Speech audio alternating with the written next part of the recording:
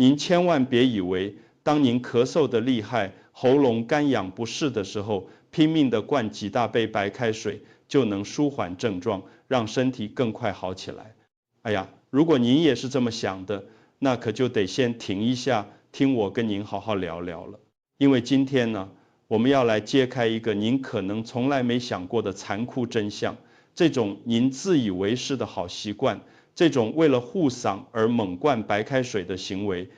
其实很可能正在偷偷的延长您的呼吸道感染，让您的身体康复得更慢，反而让喉咙更不舒服呢？是不是听起来有点颠覆认知，甚至觉得我有点危言耸听？但事实就是如此，这背后可是有很深的原因呢。您是不是也好奇，为什么从小到大我们都认为多喝水是好事，到了咳嗽的时候反而可能帮倒忙了？别急，我会把来龙去脉跟您说得一清二楚。在开始今天的话题之前，我想先问问屏幕前的您，平时有没有遇到过类似的身体小状况呢？欢迎在留言区打出您的真实感受，我们一起交流。那么究竟是什么原因让这个看似健康的习惯反而成了我们恢复健康的绊脚石呢？其实啊，这得从我们呼吸道的运作机制说起。您可以把我们喉咙到气管这一段呼吸道内的黏膜想象成一层非常薄但是又很有弹性的保护膜。这层保护膜上覆盖着一层黏黏的液体，我们称之为粘液或者痰。这层粘液可不是简单的液体哦，它里面富含了各种蛋白质、电解质，还有抵抗细菌、病毒的免疫物质。它不只保护着里头的细胞，还像一个粘性的筛子，能把我们吸入空气中的灰尘、过敏原，甚至是病毒和细菌都牢牢地粘住，不让它们跑到身体更深的地方去捣乱。同时，这层粘液还能保持我们呼吸道湿润，让喉咙不至于干涩。但是，当您咳嗽的时候，喉咙感觉干痒，您就咕咚咕咚的大口灌下好几杯白开水。这时候会发生什么事呢？这些纯净的白开水虽然暂时让您的喉咙湿润了一下，但它很快就会被我们呼吸道的黏膜吸收。你想啊，普通的白开水它就是水，没有像我们身体粘液里头那些天然的电解质和蛋白质等成分。当大量纯水进来，就像您把一小杯浓稠带有营养的汤直接倒进了好几桶纯净的白开水里，是不是瞬间就被稀释了？我们呼吸道那层原本富有保护力的粘液就是这样被冲淡了，变得稀薄，甚至被洗掉一部分。这层被冲淡或洗薄的黏膜，它的保护力当然就大大降低了。原本它能有效地锁住水分，让喉咙保持湿润，现在水分更容易蒸发，黏膜下的组织更容易暴露在空气中，您就会感觉喉咙更干、更痒，甚至比没喝水之前还要难受。这也就是为什么很多朋友会跟我抱怨说，哎呀，我明明喝了很多水，怎么还是觉得喉咙像火烧一样，一直咳不停，好像还更严重了。道理就在这里了，您自以为的补水行为，反而让呼吸道的防线变得更加脆弱了。更麻烦的是，我们呼吸道里头有一种很重要的清洁工，就是那些细小的纤毛。这些纤毛会像小扫把一样，不断地朝着同一个方向摆动，把粘住了脏东西、病毒和细菌的粘液，也就是我们所谓的痰，往外扫，最终通过咳嗽或吞咽排出体外。但是如果粘液被大量白开水冲得太稀，它就会变得粘不住脏东西，也变得太滑，不容易被纤毛有效推动。就像您想要用扫把去扫一滩非常稀的水，是不是很难扫干净？它只会到处流淌，没办法集中。结果就是那些本来应该被排出去的病毒、细菌，还有那些发炎产生的废物，反而被困在了呼吸道里，没办法顺利排出，堆积在那里。这样一来，您的感染期当然就拉长了，喉咙的不适感也一直好不了，甚至可能引发更进一步的问题。那您可能会问，这样是不是就不能喝水了？当然不是，水是生命之源，适当的水分摄取对身体恢复绝对是重要的。只是我们得改变一下策略，不是只喝纯粹的白开水，也得注意喝的方式。譬如说，您有没有试过在喉咙不舒服的时候，慢慢的小口小口的喝一些带有一点点温润感，而不是纯粹白开水的东西呢？因为那些特别调制的饮品，它里面有些天然的成分，反而能帮助我们的黏膜更好的工作，甚至还能缓解发炎呢。那究竟要喝些什么才能真正有效的舒缓咳嗽，帮助我们加速康复呢？您看，除了前面提到的粘液被稀释的问题，其实普通白开水对我们喉咙的伤害还不止如此呢。它还涉及到我们细胞层面更深层的变化，那就是渗透压的学问。您可以把我们身体的每一个细胞想象成一个个非常非常微小，但又很精密的小水球。这些小水球的外面有一层薄薄的膜，叫做细胞膜，它像个守门员，只让特定的物质进出。而我们细胞里面呢，可不是单纯的水，它含有各种电解质、蛋白质和营养物质，让细胞液呈现一种特定的浓度。这就像一碗浓稠的汤，它的咸度、浓度都跟外界环境要保持一个平衡。当您大口大口地喝下纯净的白开水时，这些水进入我们的口腔和喉咙，接触到黏膜上的细胞，问题就来了。白开水里面的电解质含量跟我们细胞里头那浓稠的液体相比，实在是太稀薄了，几乎可以说是没有浓度。这时候，身体为了达到内外平衡，就会发生一个自然现象，叫做渗透作用。那些细胞膜就像一道智能的闸门，为了平衡内外浓度，它会本能的，而且是强制性的，把细胞里头原本储存的水分硬生生的抽出来，流向外面那些更稀薄的白开水区域，试图把外面的水给稀释，以达到平衡。您可以想象一下，就像海绵里的水被外界干燥的环境给吸走了一样，结果就是我们呼吸道黏膜的细胞反而会因为喝了纯水而变得脱水干瘪了。这些细胞本来是圆润饱满充满活力的，现在却像失水蔬菜一样蔫了下来，变得干巴巴的。您可以想象，当您喉咙的细胞都变得干瘪缺乏水分，它们还能好好的履行保护职责吗？当然不能。它们原有的防御屏障变得脆弱不堪，更容易受到空气中的刺激物、病毒和细菌的侵袭，就像一道城墙突然变得千疮百孔。这种因为渗透压差导致的细胞脱水，会让您喉咙的发炎反应变得更加严重，干痒和疼痛的感觉也就会更加明显，甚至会形成一个恶性循环，让您感觉喉咙越喝水越不舒服。我有个朋友的儿子小李，就是典型的例子。他平时是个健壮的小伙子，身体一直都很好，很少生病。可前阵子不小心得了感冒，一开始只是轻微的喉咙不适，有点干痒。他从小就听家里长辈说，感冒了多喝水，所以一不舒服就觉得要拼命喝水才能好。而且他这年轻人做事比较急，觉得喉咙火烧火燎的，就想着喝冰水，能一下子把火气给压下去，立马就能舒服点。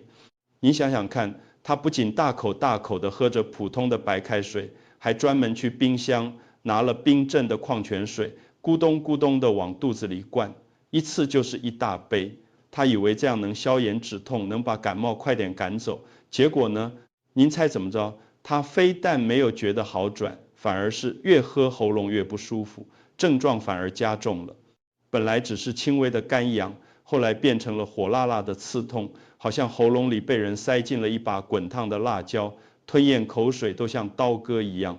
而且他很快就发现自己的声音也开始变得非常沙哑，像个破锣嗓子一样，连跟人正常说话都变得很困难。咳起来更是撕心裂肺的，每一次剧烈的咳嗽都感觉要把五脏六腑都咳出来了，每次咳完都觉得胸口一阵绞痛，喘不过气。他去医院看医生的时候，医生一检查就说他的喉咙黏膜已经充血发炎得很厉害了，还带着一些水肿，情况比一般的感冒要严重得多。医生听了他的描述，马上就指出了他的问题所在，就是因为他狂喝冰水，而且是大量的白开水，导致喉咙黏膜的细胞因为渗透压失衡而严重脱水，再加上冰水对原本就脆弱发炎的黏膜产生了强烈的刺激，让炎症反应雪上加霜，加速了病情的恶化。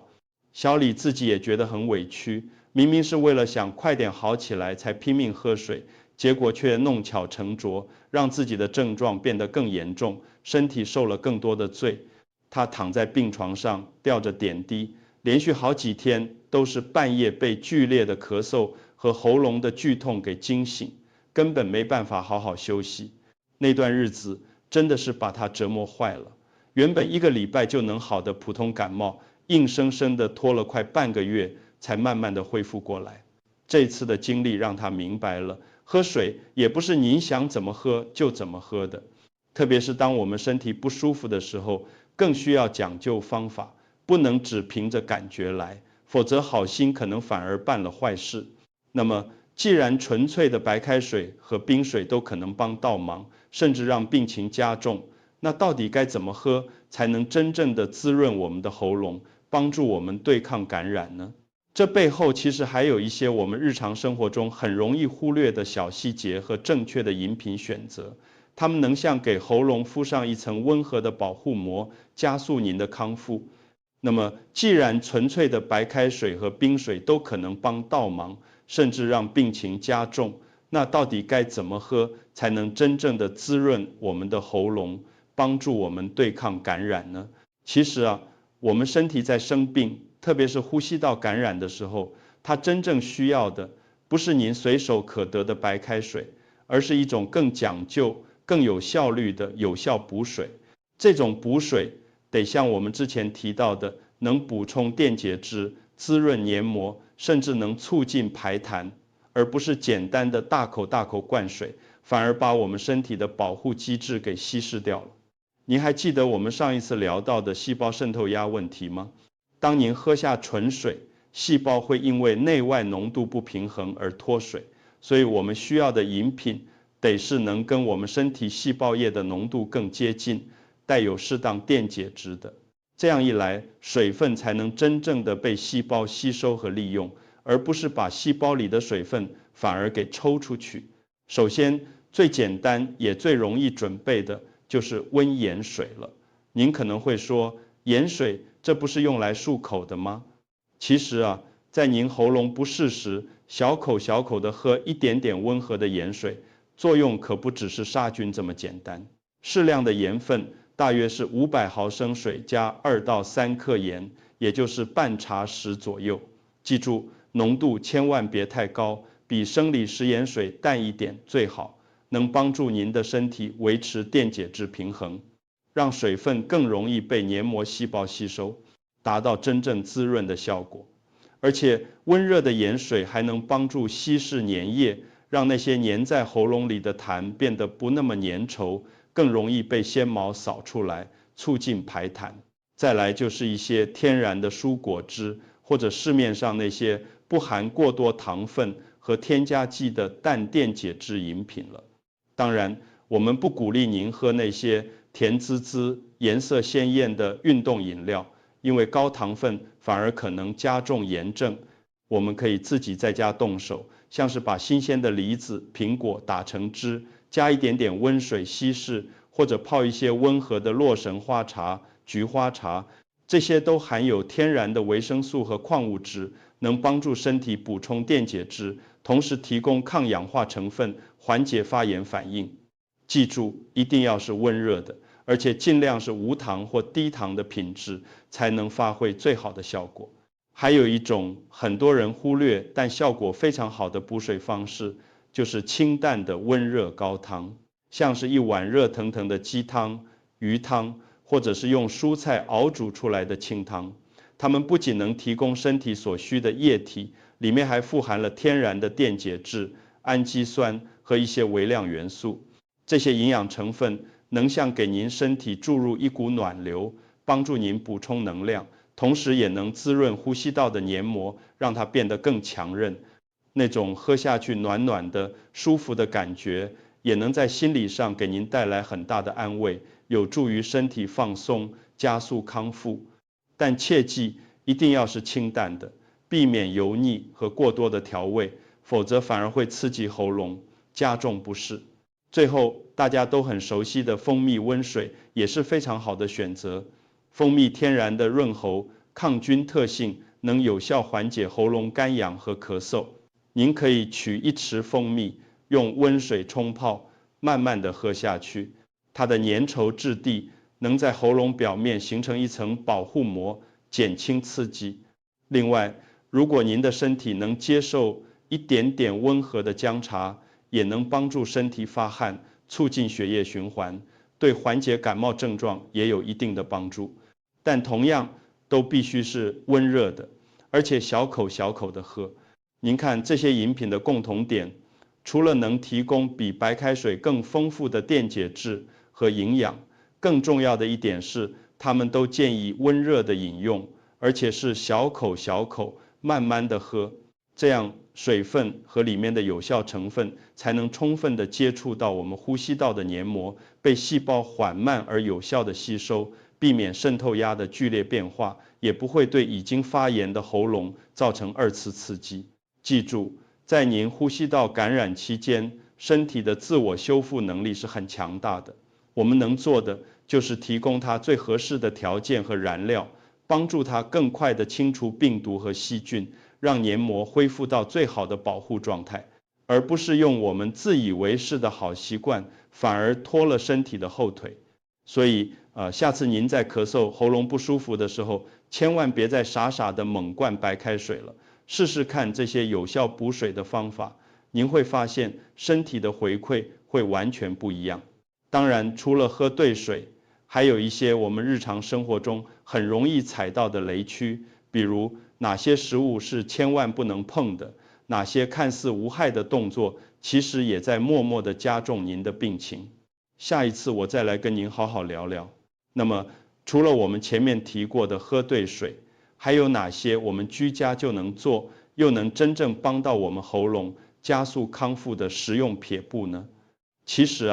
这些方法不只简单方便，更能从不同面向来呵护我们脆弱的呼吸道。首先就是我们很多人都知道，但可能没用对的温盐水漱口。您可能会想，前面不是说喝温盐水吗？没错，喝是让身体从内部补充电解质，但漱口却是直接作用在喉咙表面的清洁与舒缓。您可以准备一杯温水，大约250毫升，加入半茶匙的海盐或食用盐，搅匀。每天早晚或饭后用这个温盐水漱口，每次大约30秒。漱口时，让水轻轻地在喉咙后方滚动，感觉它触碰到每一个不舒服的角落。盐水能帮助清除附着在喉咙黏膜上的细菌和病毒，减轻发炎反应，就像给喉咙做了一次温柔的大扫除。同时，温热的盐水也能缓解喉咙的干痒和疼痛，比吃喉糖还来得天然有效哦。再来是自己动手做一杯蜂蜜柠檬温水。蜂蜜的润喉止咳效果我们前面提过，而柠檬呢，它含有丰富的维生素 C 和抗氧化剂，能增强身体抵抗力，还能帮助稀释粘液，让痰更容易咳出来。您可以取1到2匙的纯蜂蜜，加入半颗新鲜柠檬挤出来的汁，再用约200毫升的温水冲开，搅拌均匀后，慢慢的小口小口喝。这杯饮品酸甜温润，不仅能舒缓喉咙不适，还能给身体补充元气，让您感觉舒服很多。还有，别忘了我们大自然的馈赠，各种润喉茶饮。除了常见的菊花茶，您可以试试罗汉果茶或是彭大海茶。罗汉果有清热润肺、利咽开阴的功效，煮出来的茶带有天然的甜味，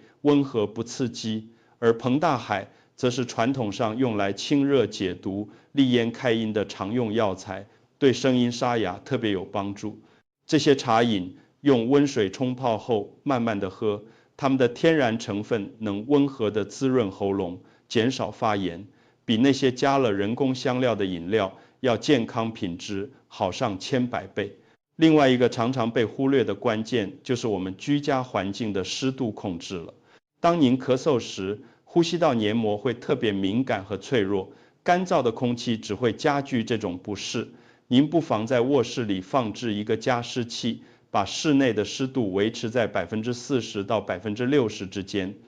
湿润的空气能有效缓解喉咙和鼻腔的干燥，让呼吸道黏膜保持湿润，减少刺激，也让粘液不至于变得太干、太粘稠，更容易被排出。但切记，加湿器一定要定期清洁，避免滋生细菌，否则反而会带来反效果哦。最后，我想跟您分享一个很多人没注意到的细节，那就是我们喝水的姿势。没错，喝水也有姿势。